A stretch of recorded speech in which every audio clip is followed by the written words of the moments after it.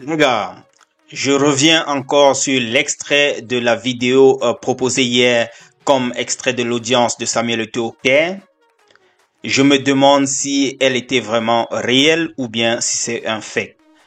Étant habitué à vous produire des informations qui sont avérées et dans le souci de toujours garder la crédibilité, j'ai mené quelques recherches supplémentaires et il se pourrait que cette vidéo serait pour une autre circonstance et que cela ne serait pas une vidéo pour hier.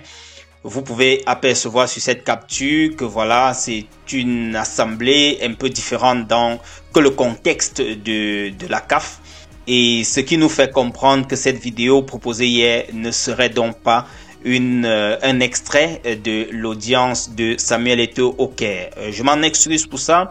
Je vous le disais déjà d'ailleurs que j'attendais aujourd'hui parce que selon beaucoup de sources, beaucoup de pages sportives, la CAF devait réagir aujourd'hui par écrit sur le rapport de cette audition-là. Pour être sûr que ce que je vais partager avec vous est effectivement correct et réel, je préfère attendre donc le rapport de la CAF concernant l'audition de Samuel Eto'o avant de pouvoir poser ma part de commentaire là-dessus.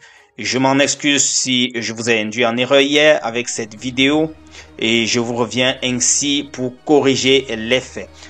Alors, ce qu'il faut par ailleurs noter, c'est que plusieurs pages sportives sont convergentes en ce qui concerne le rapport temporaire qui sort de cette audition-là.